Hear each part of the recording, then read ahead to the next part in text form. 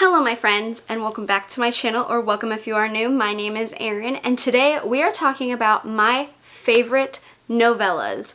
I am a big fan of novellas because I like my horror to be very fast-paced and punchy. I like it to just kind of hit me in the face and never really slow down. I used to be really put off by novellas because I know some can be like 60 pages long, and I used to think that was way too short and not enough time to really get a story going. But I think with the right author, 60 pages, 130 pages, whatever, it's not really going to hinder them as long as they know the story they're telling and they can tell it in the best way possible, and it gets me engaged and excited, and you know, it's still cohesive. I also don't like when authors leave too much information out or don't expand upon certain topics. So sometimes novellas can be hit or miss depending on, you know, the author and what the story is about. But I decided that today we would talk about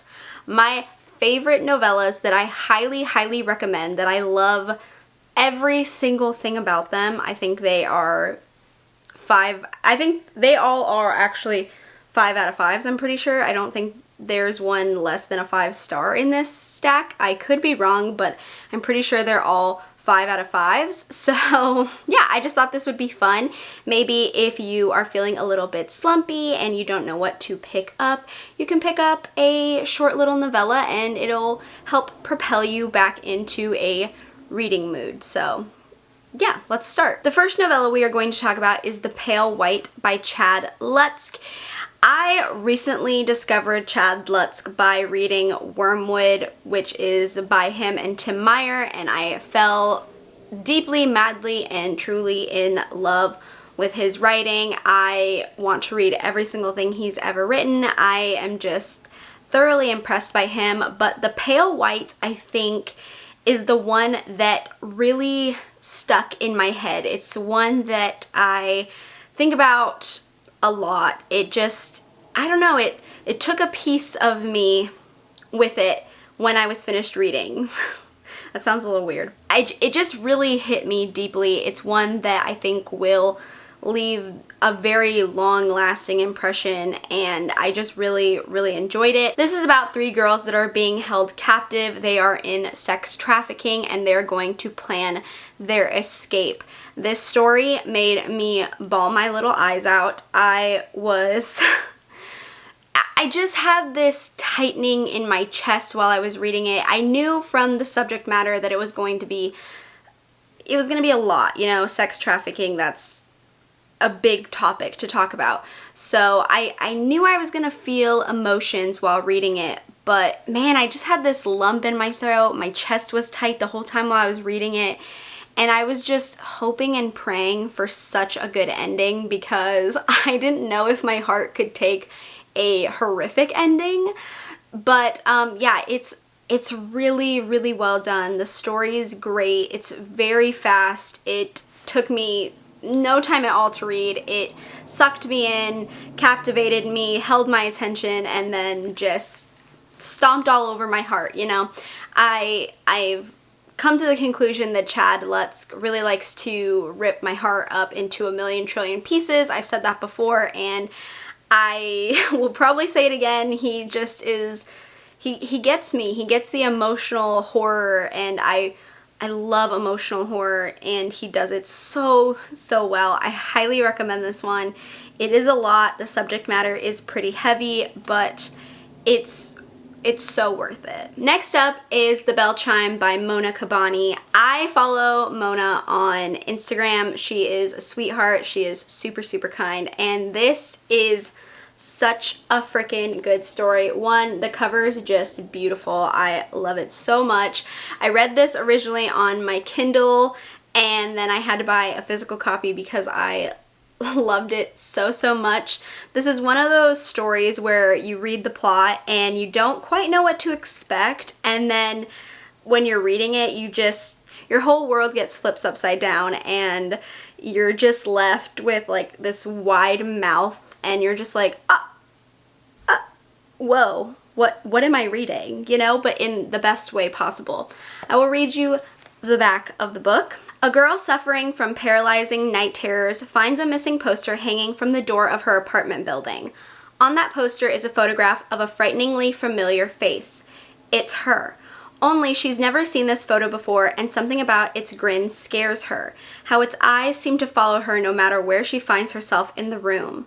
Over a series of strange events to follow, events that will make her question whether her sanity is still there or fleeting, she must discover what is real and what is the nightmare. I am not the biggest psychological horror fan. I find the subgenre to be very hit or miss for me. I don't know, it's just a personal preference. I'm not super big on psychological horror. Sometimes it's fantastic and amazing and beautiful and wonderful and perfect and fantastic, and sometimes it makes me want to roll my eyes and just kind of stop reading. But this is so unique and so different and so, it's just a breath of fresh air, you know? And I feel like it brought life into such a trope-filled subgenre. I feel like psychological horror is very the same. I feel like it doesn't always feel new or fresh, and this just brought life back to it for me, and it made me want to read more psychological horror. It made me feel like, maybe this subgenre isn't as bad as I thought it was. Maybe I just got some duds and I just need to give it more of a chance. This, go in with a very open mind, because it's not what you expect. It's not what you're assuming it's going to be, and that's why I love it. It's amazing, amazing. She is an extremely talented writer. I have Vanilla, her newest novel, and I cannot wait to read it because I really just think she's something special. Next up is probably my all-time favorite novella, and probably one of my all-time favorite books in general. This book just made an impression on me, and I think about it constantly. I always think about this book. I just think it's something that everyone should read, and it was so good. And it's Dear Laura by Gemma Amor. I have talked about this one so many times. It is absolutely in my top 10 all-time forever favorite books, without a doubt. Probably even top 5. Ooh, yeah, that's a big statement. It was my first book by Gemma, and she blew me out of the waters. She surprised me, she shocked me, she put my head in a tizzy. This book, oh my god, I love it so much. I recommend this to like everyone I know because I just think it's so good, which is kind of horrifying because if people don't like it, then it's like, oh god, but it's just one of those ones that I have to recommend because it's my all-time favorite. Like, it's in there. It's in that grouping. This is about Laura, who witnesses her best friend Bobby go missing, and then every year on her birthday she receives a letter from an anonymous source saying that they know where Bobby is. But this anonymous person wants something in exchange for the information, and it's a very dark story. This is a very dark story. It's very messed up, but in the best possible way. It shocked me, it horrified me. There's a scene, the tooth scene, if you know, you know. It's so good. I will love this till the day I die, 100%. I just think everyone should read it. I love it. It's so quick. I read it probably in less than 3 hours because it is so captivating and engaging that I could not put it down at all. Next up is Unboxed by Brianna Morgan. This is actually a play, and I think this is just, again, such a unique story, something I haven't ever seen before, and I loved every second of this story. Oh my god.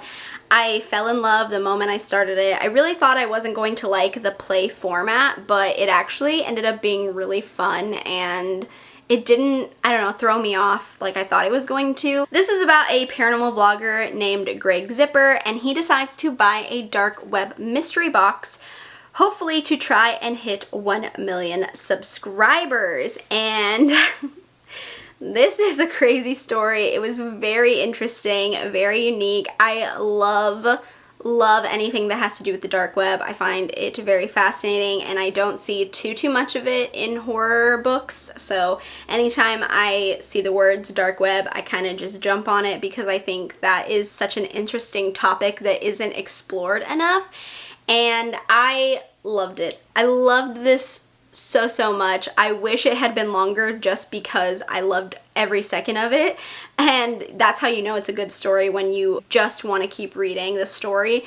I really love this. I think if you're a big fan of plays and you like horror, this would be really fun to check out because it is so different from other novellas. Next up we have Sour Candy by Keelan Patrick Burke. Keelan Patrick Burke is one of my favorite authors. I love his work so much, but Sour Candy is actually my #1 favorite. It's the one that I think everyone should read by him. It's just, well, except for Kin. Kin is also really amazing, but that's a novel, and this is a novella, so that's why I'm not talking about it. This is about a father-son relationship, which is not what it seems. I'm gonna leave it at that because this is a very short one, and I don't want to give too much away in case you want to check it out. It's really good. It surprised me in all the best ways. I just really like his writing style, and I think his novellas are really amazing. He's just one of those authors that can tell a really good story in a short amount of time, so the length isn't a hindrance to the story at all, which I thoroughly appreciate, and this is just one of my favorites. Again, it's just such a good story. I highly recommend it. Next up is Out Behind the Barn by John Bowden and Chad Lutzk. Yes, Chad is making a second appearance today in this video, and it's for good reason. I think this story is just so interesting, and I really had no idea what I was getting into. I'm not even going to tell you what it's about because I really can't tell you what it's about. It's very short, and if I tell you any sort of plot, it'll give so much away. Just go into the story with not knowing anything about it. Honestly, I think that's the absolute best way to go into this one, is just knowing absolutely nothing. It makes for a really fun reading experience, and I don't know, I love not knowing what I'm getting myself into. Usually it's really great, and I end up loving the stories way more when I have no idea what it's about, and that's just how I felt about this one. This is also an emotional story. I did cry at this one as well. Like I said, Chad Lutzk, he likes to rip my heart out. I haven't read anything else by John Bowden. I do have Jedi Summer with the Magnetic Kid here on my cart, which I still haven't read, which, you know, I don't want to talk about, but so I don't really know what his writing style is like, but I do feel like they both really flowed in the story, and you couldn't tell that it was written by two separate people. It just felt like one mind had written the story, which I think is incredible. And yeah, I just really enjoyed this one. Next up, we have Cirque Berserk by Jessica Guess. Again, probably one of my all-time favorite books. Definitely probably in my top 10. This one is so much fun. If you love a good slasher, you're probably going to love this. I love slasher stories. I feel like they are so underrated sometimes. I feel like not a lot of people talk about them anymore, just because I don't know, I don't know, maybe that's just me, maybe I'm not seeing people talk about them, but sometimes I just feel like they fall to the wayside with everything else going on in the horror genre, and that makes me really sad. So this is an 80s slasher story that takes place in an abandoned carnival. It is so much fun. It's gory, it's got some romance, it's got a twist on the whole slasher trope that I really liked. There's a whole twist to the story that I thoroughly enjoyed, and I love the characters so much. I think this was just such a hit. So good. If you love slashers, I highly recommend checking this out. It's incredible and so different for the slasher genre that I really appreciated how different and unique it was, and the writing's just really well done. I think Jessica Guess is another author that I would love to keep my eye on because I think she is really fantastic, and I just really think that people should read this because it is so fun and so fantastic. Next up we have True Crime by Samantha Koyasnik. This is about a brother-sister duo who go on a murder spree. This is definitely going to be dark, disturbing, gory. It's gonna be a lot more heavy than most of the other ones that I've mentioned. This is for people that like more extreme horror and more splatterpunk. I don't think it's personally that extreme, but there are several scenes that I think a lot of people would get grossed out by or feel, you know, maybe triggered by.